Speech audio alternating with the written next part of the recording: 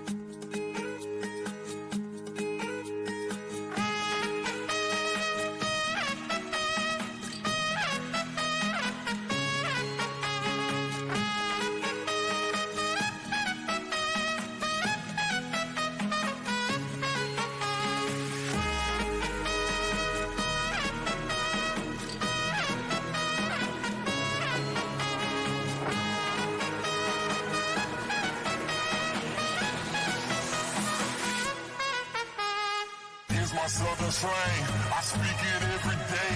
I'm trying to get it poppin' each and every way.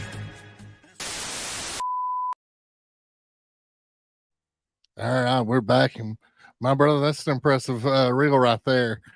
Thank you, man. Hey, shout out to the editor, who's also me. I like that one. Actually, I'm getting ready to drop a new one next month. So I do it every year. So that all of that footage was from the year 20 from 22 and like some of 23. So it was like my year 4, or rather 21 and 22, my year 4 highlights. So I'm coming into year 5 now. So I'm going to drop a new one next month, which I'm excited about. So you've been in it roughly 5 years at this point? Yeah, I'm about to wrap up year 4 in the fall, in October. So I'm entering year 5. Hopefully, haven't overstayed my welcome just yet. I seem to be in a good place. So, well, yeah, your moveset is very diverse as far as I'm impressed that you when you said 5 years because who broke you in? Who was your how did you start training? sure. So I started at Creative Pro out on Long Island, which to my indication is the best wrestling school in the world. I did a lot of my fundamental training there, and this was just before and then just directly after playing college football, which I did for a couple years. But I didn't pursue wrestling until I moved down to Florida and went to school at Full Sail University, which has that partnership with WWE, which is why I went there. And while pursuing that degree, I continued to train. That's when I started doing it full time. Basically, who broke me in is Jason Cade, who happens to be a second cousin of mine, but he's wrestled with Impact. He was contracted with MLW for some time. He's done Revolver, PWG. He's been all around, and he's not currently active, but for a long time he was very active on the indies. Okay, awesome. Well, tell me this. So, how big of a guy are you? I am on the books 6 feet tall, 5'11" to 6 feet tall, depending on what shoes I'm wearing that day.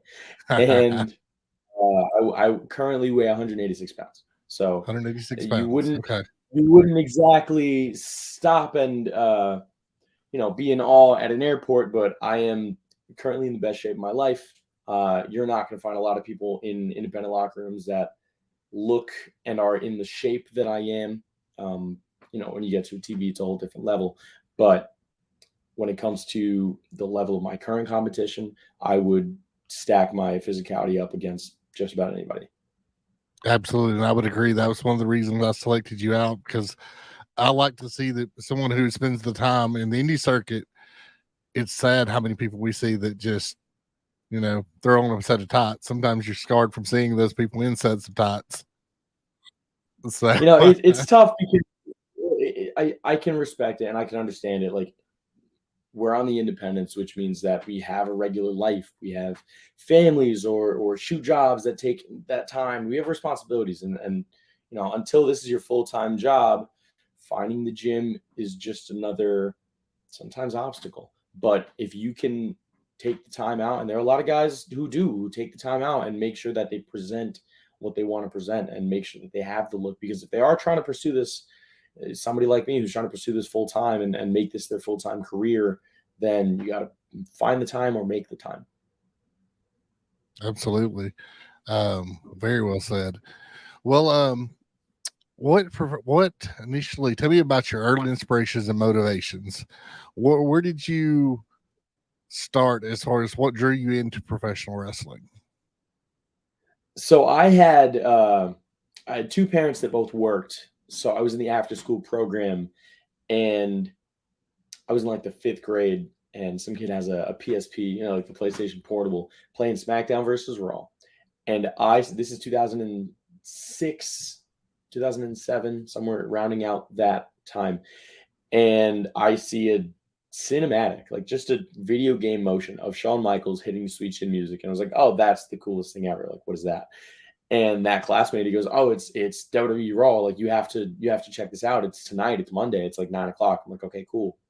After some convincing, stay up after bedtime because I'm 10 years old. Stay up a little after the 9 p.m. bedtime. So I turn the TV on. It's like 9:10, 9:15, and we're jumping into match number 1. First recollection of watching wrestling live on TV is Jeff Hardy diving off the apron onto Umaga. Probably hooked me in before he even hit the ground. I was set. I was in. And that's not to say I was the biggest Jeff Hardy fan right away, but it was wrestling. It was the WWE brand and I guess that high-flying style that really drew me in, and it's something that I still take with me to this day. Like, I mean, you said it. I have a diverse moveset. I have a diverse skill set, but high-flying is always something that's going to be attractive and fun to me. So that was like, I guess, my first memory of diving into like wrestling fandom. And then after that, it's falling in love with watching John Cena stories when I'm a kid, or like, hating Randy Orton. It's watching Mr. Kennedy win Money in the Bank. It's watching CM Punk win it twice. Like, it's some of those early moments that, like, that era of wrestling between, say, 2005 to 2011, that sort of forgotten post-Ruthless Aggression but pre-reality sort of era that a lot of people poo-poo on, happened to be the wrestling era that I grew up in. So, like, it was the stuff that I found myself falling in love with. And of course, as I get older, I watch the older stuff. I watch new era. I watch Attitude Era, Golden Age stuff, even, especially with the advent of the network and then Peacock. But that was my early introduction to wrestling. Okay. Who would you give the credit the most for? Is all those wrestlers that you mentioned there, between Hardy and Shawn Michaels? And I also, Shawn Michaels is my GOAT. So I will have noticed when you did the your super kick, that's actually was my finish as well, and that's what they've called me the 12 gauge before. Is once you get hit with the 12 gauge, nobody gets up. Mm-hmm. And so, I would say my moveset and my inspirations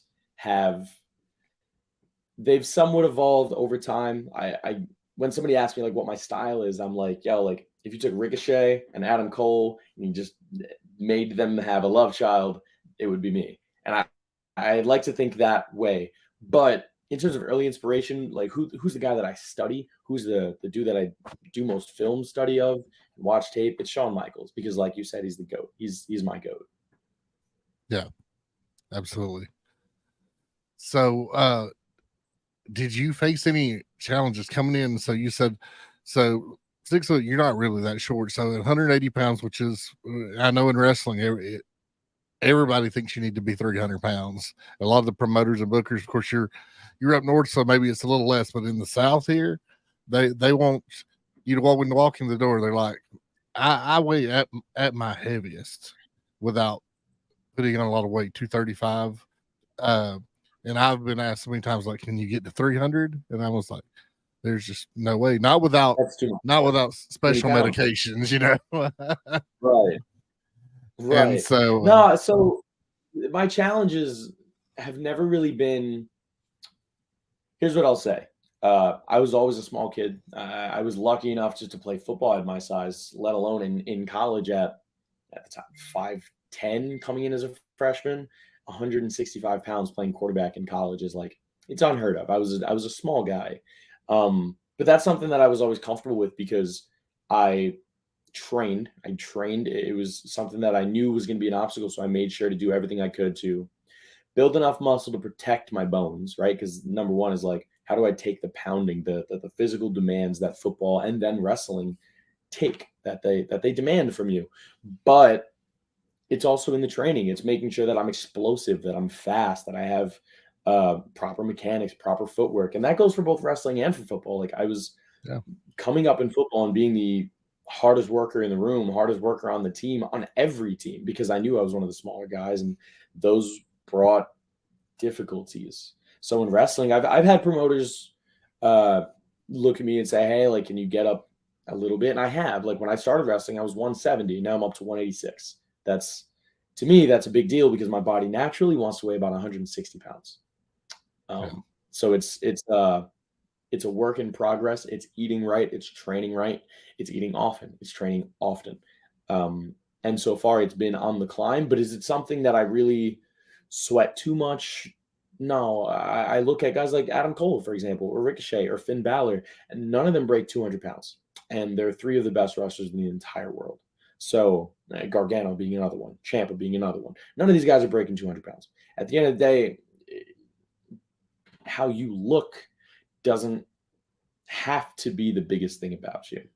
It matters, but it's not breaking any deals in this era, at least in my style. Yeah, I agree with that. And I think Shawn was really the opening door for that, because until his era, there you really didn't have those people going. I mean, his level and size guys weren't getting championship belts past the Intercontinental. You may, mid cards maybe. You look at Shawn and you look at X-Pac and even Jeff and Matt Hardy to some degree, like not the biggest guys, but if you show that you have the talent, the ability, the charisma, you can break barriers. Okay. So you mentioned that you already had someone in the family who was in the business beforehand. So how was your transition into, because I know it's a little bit different coming into every locker room, in wrestling, it's a different locker room. So we've all, and I'm sure you've been through the same things. We still have the tradition of everybody shaking everybody's hands. We come through. But is it still a tradition there? Is the new guy, you being green, did you get ribbed a lot? I was lucky that Jason sort of took me under his wing early.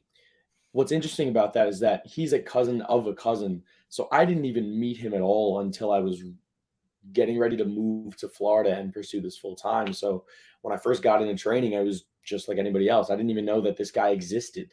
I had never met him before. I didn't know that he was a wrestler before. Like I was 22 when I met the guy. I had started training at 18, 19, like at least part-time. So I was lucky to have him, and he took me under his wing real quick and basically gave me the ropes of, you shake hands, you introduce yourself, you stay out of people's way when you can, especially when you're new and when you're green, you help the ring, you help break down the ring, all of the basically all the rules and regulations of breaking into the business, right? Who to meet, who not to talk to as well. That was a big one with him. But did I get ribbed a lot? Not so much. A little bit. I want to say I got ribbed a little bit, or like, maybe given a little extra gruff, especially because of, having a cousin who like sort of knew everybody, was in the scene, had friends in high places. So like I got maybe a little bit of a hard time, but it also opened the door for opportunities that maybe I wasn't able to, get if I wasn't related to who I was related to. Like I was hanging out with Rich Swann and Matt Riddle at their apartment playing 2K. I was in the gym with like a Cedric Alexander or a Simon Gotch, like sort of breaking in at double speed is what I'll say. Awesome. That's impressive, and that's a good group of guys to be there with, man. Monday night watched Riddle out there again, so that he is one of those people that I think him and Cesaro are. Nobody really realizes how strong those guys are. They don't look that big, but when they can want to move, I've saw him just gut wrench people. I think pound for pound, Cesaro Claudio might be one of the strongest wrestlers in the history of the business. Riddle, I think Matt Riddle's a perfect example of like somebody coming from the outside world of MMA and transitioning seamlessly. The guy's only been on Raw for a couple years, but he's been doing this for a long time, cracking into like Evolve in 2016, 2015. He's been wrestling for a long time and at a high level for a long time. Yes. Yeah, and I can understand the transition. I was when I was come up, I was a Jeet Kune Do trained fighter, so I went from martial arts to learn wrestling, and so it was a lot harder transition than I thought it would be. So I'm sure it's the idea of I'm going to fight this man for real using these very specific techniques, and all of a sudden you're stepping back, and it's something else entirely. Correct. Yeah. So as far as your early, have you always been a high flyer from the very beginning? Did you know that's exactly the style, or did you just kind of you got into the ring and the adrenaline flowed, and before you knew it, you were doing your dives, or did you work into that? So my wrestling experience leading up was technical, just like anybody else's. Like you have to learn how to do the most fundamental, most basic, your chain wrestling, your holds, your technique. The first time I had a proper singles match in front of a crowd, though, was with Jason Cade, and he was far too talented to be working with my green ass. So I had three things that I knew I could do and do well. One of them was a snap power slam, one was a drop kick, and the other was a butterfly suplex. I knew three moves that I could execute very cleanly. And that was not enough because we had a 13-minute match, and it was a very like indie-rific style PWG thing. Even for a beginner, like the one thing that I knew I could do was be an athlete. So when he was like, all right, like here's a move, here's an opening for a dive spot, because he was calling half of my stuff because I didn't have moves. I didn't have a move set. I didn't have a character. The only gear I had was hand me down from him. I was not ready to be in like a position of wrestling him, but I just went forward and he was willing to take me. He says, hey, this is a position for a dive. Do you want to do a dive? I'm like, of course I want to do a dive. So I whipped out that move that I now do almost every night, which is that big flip topic on helo over the top. And I've always had the hops because I trained at it because of, like I said, being explosive, being an undersized guy. I knew I could do the dive, so I just went for it, and I wasn't afraid. And that sort of took on a life of its own when it comes to my style. It's just not being afraid. It's, as you saw in the clips earlier, like I did a moonsault off a ladder all the way out onto the floor. I will do a dive off basically anything. It's a matter of not being afraid. Yeah. And I respect that. There's absolutely no way you're getting my big ass to jump off the top of the ladder onto anybody. It's not for everybody. It's not. I wouldn't recommend it. I wouldn't recommend it to people. It is not the wisest thing that I do. But like I told earlier, my first recollection of watching wrestling is Jeff Hardy. So who am I to say, oh yeah, I'm not going to do that? No, I'm going to do it. Yeah. No, I respect it. I mean, and then the fact that you can do it with no fear, that's really it. Because I know, and I saw in training, and no matter what you do in wrestling, hesitation is what'll get you hurt. Absolutely. And so, well, kind of tell me about a little bit about your upbringing. Let's from what kind of home life did you have? From I'd probably say, let's talk about the school years, the 3 and 4 year olds going up. I mean, you it's because you were in New York, right? Is that where you were raised at that point? Yes, sir. Born and raised in the Bronx. Born and raised in the Bronx. So I love the Lakers back there behind you there. So awesome. My Kobe mural. Man, I love this thing. So Yeah. sure, let's talk about the upbringing. Like I said, I was born in the Bronx back in '96. My dad was a police officer, NYPD, highly decorated detective in homicide, narcotics, and other divisions as well. He also played football for 20 years with the police department. He's a football Hall of Famer in the minor leagues, Hall of Famer with the NYPD. Very decorated in his field. My mom came to Puerto Rico at 18. My dad was born here. My mom came from Puerto Rico at 18, and they met. Yada yada yada. Had my sister and I. I'm the second of them. I have an older brother as well from my dad's first marriage. So there's 3 of us. Grew up. It was the football house. We watched football every Saturday, every Sunday. Jets fan, huge Jets fans. Myself and my family. Not my dad. He picks around, but I'm a big Jets fan. Growing in New York is interesting. Growing up in New York is interesting. You don't really have like backyard life. You don't really have like not very naturey people, right? Grow up in the cities. But I grew up playing like sewer to sewer football. Like you grab whatever neighborhood kids you have and you just set up a football game in the street. And when there's a car passing by, you move out the way because they will hit you if they want to. Moved around a bit, but mostly in New York. Very rarely would we leave the Bronx until around middle school. I went up in Westchester, which is like a county just north of the Bronx.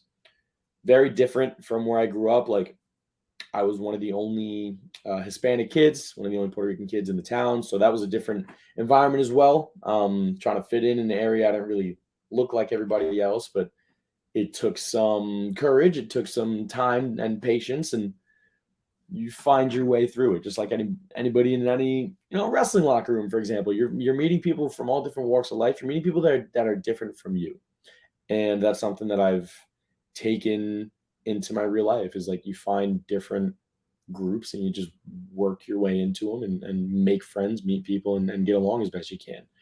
I found myself fighting a little bit, which I didn't love, so I moved again. And around this time, I was starting to get recruited for high school to play football in college. So I was traveling a lot. This helped me get ready for wrestling too. It was like traveling every weekend, competing all around the country. I played quarterback since I was 7 years old. So by the time I got to high school, I knew I was going to play in college, and I was in Texas, Louisiana, Oklahoma, Mississippi, Louisiana, Florida, Indiana, Ohio, basically traveling to different colleges and different camps, working with different private coaches and just trying to perfect the craft as best I could. Because like I said, I knew I wanted to play in college, but the football scene in New York is nothing like the South. It's a joke. We don't really take it that seriously up here. It's very much a basketball place, but I wanted to play in college. So I wanted to make sure that I was trying to get seen as best I could. I wanted to compete with the best guys that I can compete with. And that helped a lot when it came to learning how to travel, learning how to improve, watch film, all of that for wrestling. I get to college out in Indiana. I played for a little while, and then I moved back home. Eventually, when I go out to Florida to pursue wrestling, but I could have did that anywhere, but I chose Florida because I went to Full Sail University. to get a degree in sports broadcasting. Now, Full Sail, if it sounds familiar, it's because they hosted NXT for years.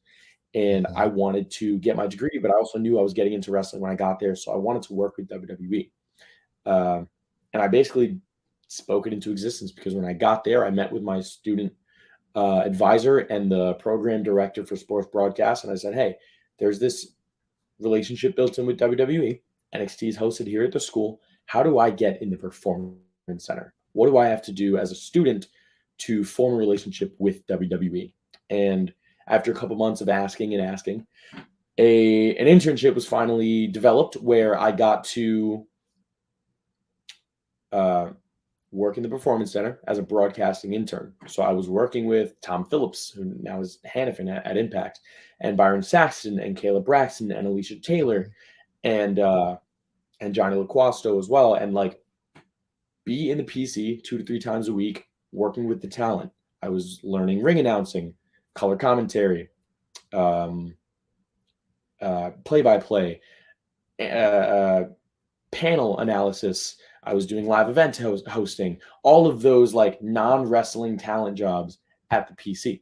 So here I am starting my wrestling journey in ring at various schools and also at the Performance Center working with Rhea Ripley and Cassius Ohno and Casey Catanzaro, Daniel Vido, Strickland 2.0, all of the guys that you see now on TV, whether it be on AEW or NXT or WWE Monday Night Raw or SmackDown, a lot of them that I was working with were very hands-on with us, working with broadcast interns.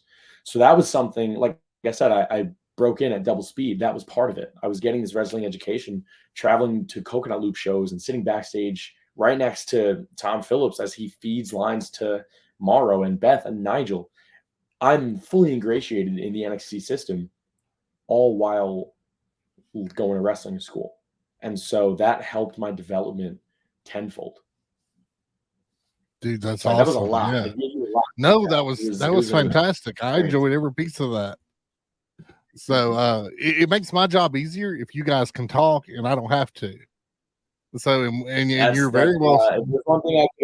If there's one thing I can always do, it's talk.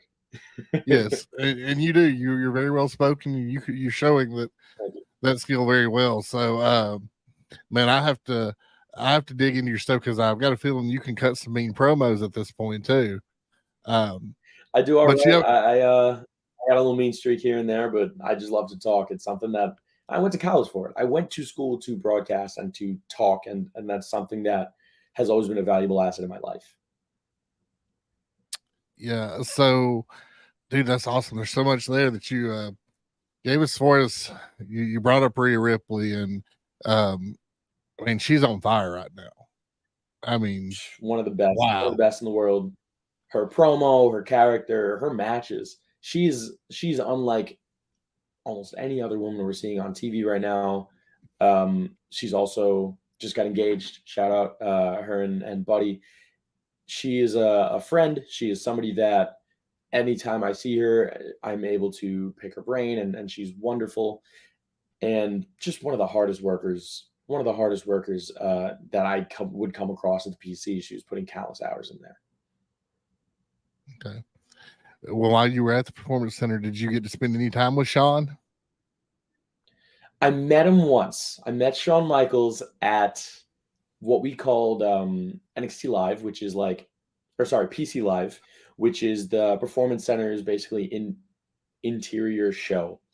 On the last day of our internship, we put on a full PC Live show with the other interns. I was doing color commentary for the show. I called matches with like Raul Mendoza. I can't remember his name.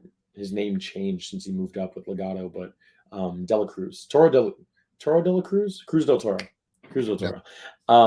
He was on the show. Ridge Holland was on the show. Austin Theory was on the show. Daniel Vido was on the show. Like all the guys that are on NXT or on Level Up or on even Raw or SmackDown, like they all came from the PC, like I said. So I was doing commentary on the show. But Shawn was there because it was a PC show. So everybody was on hand. Bloom was on hand and Norman Smiley, Coach Smiley was on hand. I got a very brief chance to talk to Sean, where I basically just told him like, "Hey, you're the first thing I ever saw in wrestling, and here I am now. I think that's pretty cool." And he said to me, "That is pretty cool. I'm happy to have you," and that's good enough for me. Yeah, absolutely. Well, I mean, that's cool. I just to have a chance to talk to him would have been awesome because I just, of course, I know he's overwhelmed with so many of the same people that sit there and look to him as a hero growing up. So, good on you for getting to meet him. And dude, it's awesome to hear that thing. What I do have to get you promised is when you finally make it, and I'm gonna call my shot right now. I fully believe you're gonna be in WWE programming in the future and probably the near future. The skills that I saw at that video and just your natural talent, your charisma that you display. Man, that's a package. It's hard to put all that together, and it doesn't come for everybody. So, a lot of people, kill themselves to get what little bits you have already naturally there. So, and I love the fact that you work so hard for it still. So that's kudos. That's really kind of you. That's the dream. I mean, look, we all fall in love with this business at some point, and we all fall in love with what we're watching. And like I've worked at WWE as a broadcast engineer. I've worked extra work with AEW, and I've been in these locker rooms. I've been in these places, and I marvel at them, but I also realize like I can be there too, and it just takes the right opportunity, the right work, and the most work that you can put in. That's how I feel. Yeah. Awesome. Yeah. At this point, since I'm kind of coming out of the ring, I look at like and marvel at like Paul Heyman, the brains behind that. And, I'm trying to position myself into the indies where I can spot those guys with the talent and stuff like that and kind of help them push along. And that's why when I spotted you, I just had that good feeling. I looked at the thing, I was like, I'm reaching out to him. I want to talk to him because I feel like he's going somewhere. So that's going to be awesome because I want to, I want to, in time, I'd love to have you back and kind of, a year later and then 2 years later to see how things go for you. Because I got a feeling there's going to be some big stories there. But I hope tell so, me, man. I'd be happy to get me back here anytime. I'm happy to talk to you. Awesome. Well, tell me this. As far as what do you use as your finisher? I use a crossroads. I call it the Cross Bronx. It is a devastatingly traffic-filled highway here in the Bronx, and so I'd like to think that it is just as painful to take the move as it is to sit in that traffic. So I use my version of the crossroads, the Cross Bronx. All right. How did you develop it? Was it like day one, or is this something that you played around some other things? No, and this is the one that the first finish I used was a cutter from the middle rope, and I literally I started using it because I started using it in the video game before I even started wrestling. I was using it for a couple years in the video game, but I realized that I wasn't. How do I put this? There weren't a lot of fun ways that I could think of at the time to set it up. This was also, maybe a year into wrestling where I just wasn't as creative, and I didn't have as much experience in ring IQ as I do now. But I started using the Cross Bronx, the Crossroads, because when I was coming up, like just before I moved to Florida, I want to say a year before I moved to Florida, I had already had some training, not enough to start having matches or anything like that, but I saw that Cody was running a seminar while he was still Ring of Honor champion at AR Fox's school, WWA 4 down in Georgia. And my stepmother, I was still flying. She's a flight attendant. So my stepmom, I was still flying under her benefits where I was flying for free standby. And so I thought to myself, I'm like, listen, this seminar is $25, which is unheard of. Especially for a guy like Cody Rhodes, who's Ring of Honor champion, hottest thing on the indies at the time by far, and had yet to even idealize AEW at the time. So I take the trip. I go down to Florida. I'd go down to Georgia. I work with Cody, and I referee the matches that he was going to be giving feedback on for the people who were more experienced. And at that were Alex Kane, who's MLW world champion, Danny Jordan, Austin Theory. Like, some really talented guys were there and were just before me on that, I guess, on that chain of wrestling. So Mm-hmm. I met Cody. I had a really cool conversation with him there and with Brandy as well. They're lovely people. Fast forward about 3 years, and I'm at AEW for my first extra spot. I don't end up getting booked, but I'm there for an extra spot. And I don't know how much you've heard about or if you've ever been backstage with AEW, but it's very, at least at the Daily's Place era, because this was just coming out of COVID, it was very loose. Like, you don't have to report to any single room. You're just kind of backstage, or you're being used for what they need you for. So I come across Cody talking to one of the production team, a woman on the production team. And as that conversation ends, I start walking over and I say, "Hey, Cody, I don't know if you remember me." And he stops me and he goes, "Jarett from the seminar, Atlanta." And I lose my head, because it's like, I haven't seen this guy in 3 years. This is the busiest man in wrestling today. He was still EVP, and he was backstage agenting, and he was a full-time wrestler with AEW. Busiest man in wrestling, probably. And I met him maybe once or twice. So how does he remember me? But he did. And that just blew me away. So much to the point where now I'm just one of the most, I'm probably the biggest Cody admirer who isn't on an AEW roster, because it meant a lot to me. And I met him a couple times after that, and we would always chat, and he was just really gracious, very generous with knowledge, and very cool. So until I make it to WWE and have to change my finisher, that's going to be something that I use going forward. Yeah. Well, that's awesome. And I love the fact that you had such good relationships and things like that, because you know as well as I do, there's the great side of this business, relationships, and there's the people that would just, there's knives always behind your back at the same time in this business. So It's interesting because, you know, I'm a few years in and I'm still very positive about it. I still have a great attitude about wrestling, because I've had very few experiences that are really, really negative. And I'm lucky for that. I understand that. Like, that's not everybody's experience. yes. It helps that I don't go into any locker room with any intention other than just to work well with people, make a friend or two, and just have a great night. That's what I want. That's what I want in wrestling. Like, I'm out here competing. I'm trying to be the best version of myself, but I don't look at anybody as like, oh, I want to take their spot, or, oh, they're coming for my spot. I don't think about it like that. Maybe I should someday, but right now that's not where I'm at. And it helps me have really good experiences, really good relationships in wrestling. And I just want more of that going forward. Yeah. No, I would encourage you to keep that. It seems like it's treated you well so far. So if it ain't broke, don't fix it. Absolutely. Well, I guess we're as we're starting to kind of wrap up here. Tell me this: if you were talking to, because we've got a lot of my buddies on here that are still training or they're still waiting for their first matches.